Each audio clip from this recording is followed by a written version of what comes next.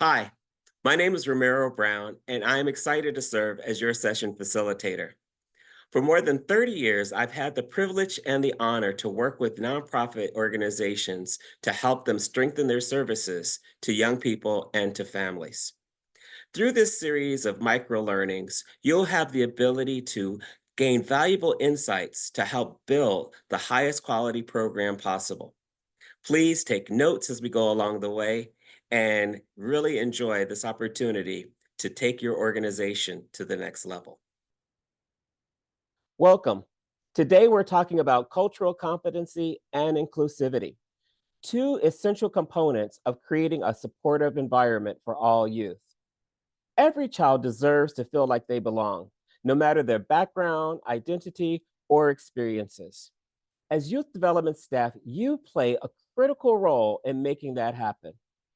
Let's explore what cultural competency is, why it matters, and how we can create truly inclusive spaces for every young person we serve. By the end of this session, you'll be able to define cultural competency and understand why it's important in youth programs.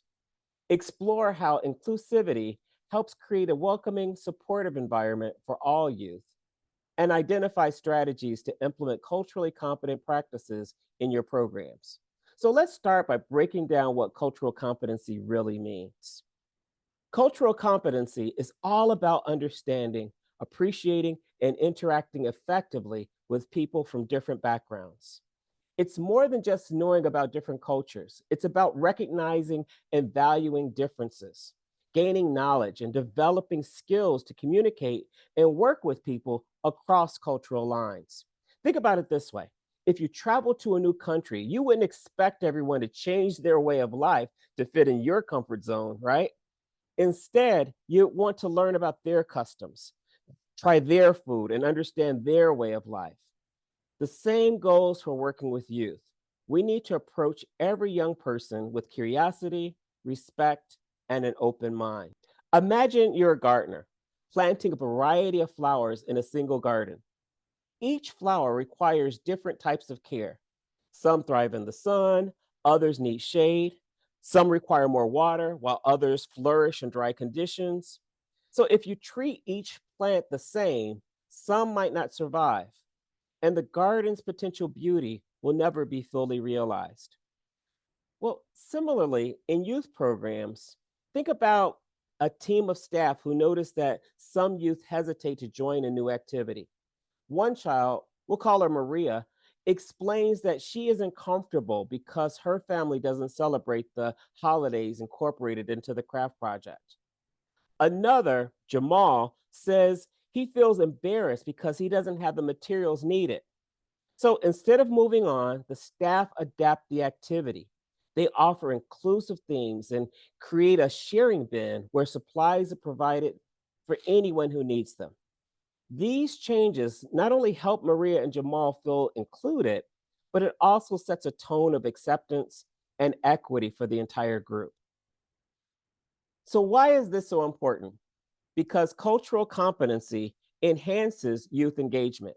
Kids feel seen, heard, and valued when their identities are respected. Fosters respect. When we create a culture of understanding, youth learn to appreciate and respect differences, and it improves outcomes. A supportive, culturally responsive environment helps kids feel safe, which allows them to learn, grow, and develop stronger relationships. It's not just about avoiding misunderstandings, it's about creating a space where all kids feel like they belong. In a youth program in Georgia, staff ensure all activities are inclusive by addressing the needs of both younger children and teenagers. For example, during a community event, the staff provide a variety of options: a story time, a craft corner for younger kids, accessible seating for children with physical disabilities, and culturally diverse games for teens. One notable success came when staff organized a cooking challenge where teams prepared dishes inspired by different regions. Some youth shared recipes from their families, while others learned about cuisines they never even tried before. Not only did this activity spark creativity, but it also gave youth a way to celebrate their identities and build connections across cultural lines. An inclusive environment isn't about just welcoming everyone.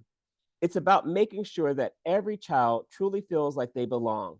And that happens when we celebrate diversity by recognizing and valuing different backgrounds, their identities, and their experiences. It's about removing barriers so all kids, regardless of ability or language, can fully participate. And it's about promoting fairness and respect by ensuring that every child is treated with dignity and kindness. Creating an inclusive space isn't just about program policies, it's about how you, as staff, interact with youth every day. Here are three ways to foster inclusivity. One, use active listening. When a child shares their experiences, validate them. If a youth says they feel left out, don't dismiss it. Find ways to involve them in future activities. Next, use inclusive language. Small changes in language make a big difference. Instead of saying, hey guys, try, hey everyone. And this will help make sure that all of the youth feel included. And number three, continuous learning. Cultural competency isn't something you achieve, it's something you work on. Stay informed, ask questions, and seek out opportunities to learn about the youth you serve. So, how can we begin to put this in practice? Here are a few ways. Learn about the youth you serve by asking about their favorite traditions or cultural experiences. Choose inclusive materials that reflect diverse backgrounds in books and games and visuals.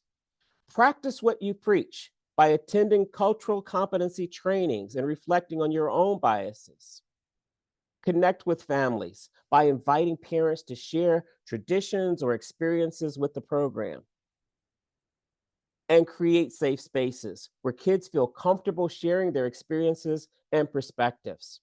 Cultural competency isn't about having all the answers, it's about being open, learning, and making intentional choices that help kids feel safe and valued. To wrap it up today, we've covered what cultural competency is and why it matters, how inclusivity creates a welcoming environment for all youth, and strategies to implement culturally competent practices in daily programming. If you want to continue learning, check out these resources. The Georgia After School and Youth Development Standards. This is a guide to best practices in youth development.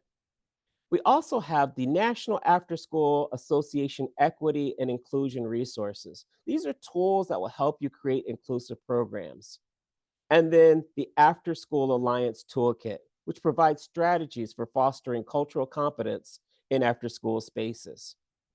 The Georgia Statewide After School Network, or GSAN, supports after school summer programs across the state.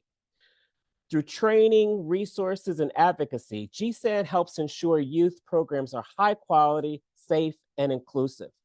This microsession is part of that effort to give you the tools and the knowledge that you need to create environments where all kids feel they belong.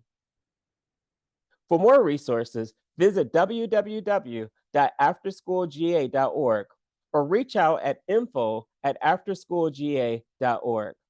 Stay connected, keep learning, and continue making a difference in the lives of young people. Thank you for your commitment to fostering cultural competency and inclusivity in youth development programs. Your efforts make a meaningful impact on the lives of youth.